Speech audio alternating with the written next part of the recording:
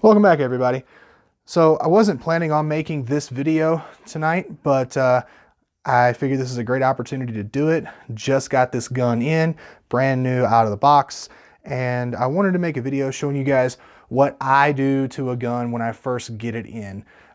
This is not so much a cleaning video or anything like that. I believe personally any quality handgun should be able to be pulled out of the box and taken to the range and loaded and shot and work just fine with you doing nothing else to it. But I do like to go through and check a few things before I take a gun out to the range, just in case. I mean, manufacturing is still not a perfect process. Things can still happen. You know, they can put things together incorrectly, parts can get broken in transit, all sorts of stuff can happen. I mean, it's life, right?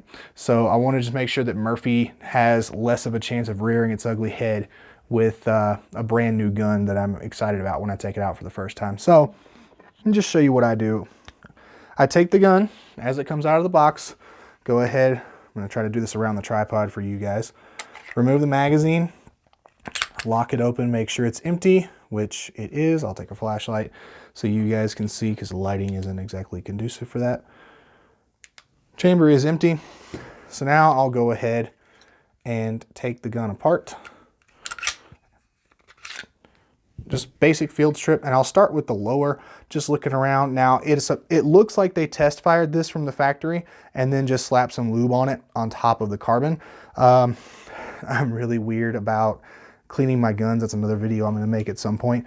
So I wiped it down real quick just to go ahead and start looking for any signs of obvious issues, which I'm not seeing any looking at this. I typically will check, you know, trigger bar and connectors and stuff.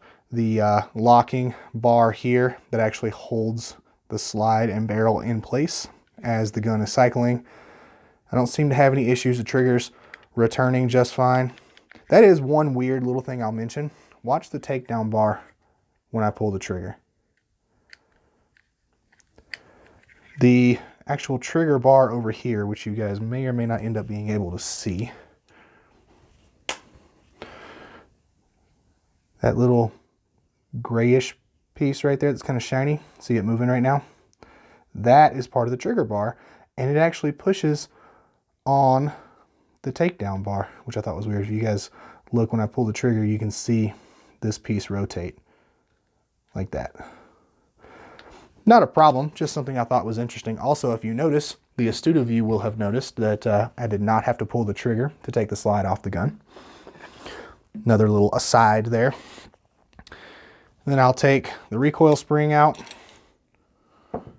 take the barrel out, and start just with the recoil spring. Make sure it looks like it's all there. It's not broken in the middle. This is a captive spring, which I prefer, and it's a metal guide rod, which I also prefer, but it's not broken, it's not cracked. I don't see any issues with that. The barrel looks just fine to me. No obvious like dings or cracks or anything like that. How's the bore look?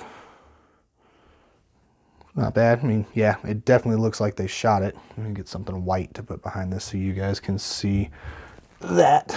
Use a coaster here.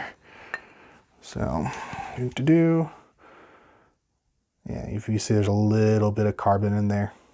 Not bad, but it's there. And then the slide itself, again, looking for any kind of cracks or bad machine marks, anything loose or rattling around. Trigger safety, not trigger safety, firing pin safety. If it'll focus, seems like it's doing its job there. The firing pin is not protruding past the breech face, but then if I disengage the firing pin safety, which I may need a little tool, nope, there we go.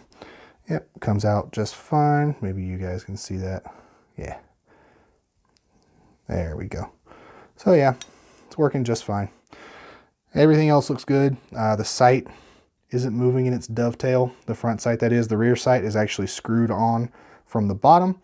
So that's another thing, but it's not wobbly or wiggly or anything like that. Those screws seem to be pretty tight. See if I can focus on those screws. You can see one on that side and one on that side. Where's my light? great, great production quality here, I know. You guys can see those screws there. So yeah, just that kind of basic stuff, and then I'll put it back together, which I'm not going to bore you with on camera. That'll be part of the full review, how to take it apart and put it back together. I'll put it back together, do a few quick function checks, make sure it's working just fine, and then call it good until I take it out to the range. Now, something else I'll tell you guys while I'm doing this is I will not put live ammo in a gun that I've not taken out to the range and shot. I saw a video, I think it was a YouTube video or a Facebook video a few years ago, several years ago now. Guy bought a brand new pump action shotgun, took it out to the range, loaded it up, and then when he pumped it to load the first round of the chamber, it somehow tripped the sear and or the disconnector or something, and the hammer fell and the shotgun fired. Now, luckily, he was at his range, not at his house. He was pointing it in a safe direction. Everything was fine. Nobody got hurt, but that still had to be a very scary situation. Gun fired when it wasn't supposed to, and then he started filming and showing every time he pumped, it would just automatically fire. He wasn't holding the trigger. His hand was on the back part of the stock as he was pumping it, and it would fire every time. It was just a bad gun, you know, not a bad design. That particular gun just had issues when it left the factory. And that's why I do these kinds of checks and check stuff like that before I go out to the range. That's also why I won't load live ammo into a new gun, whether it's brand new or not. Now, I'll also say that this is a fairly cursory inspection because this is a brand new gun out of the box from the factory with a warranty and everything. If this was a used gun or an old military gun, obviously those are used as well, some kind of antique or something, I would take it apart in more detail and go through a much more thorough check of it.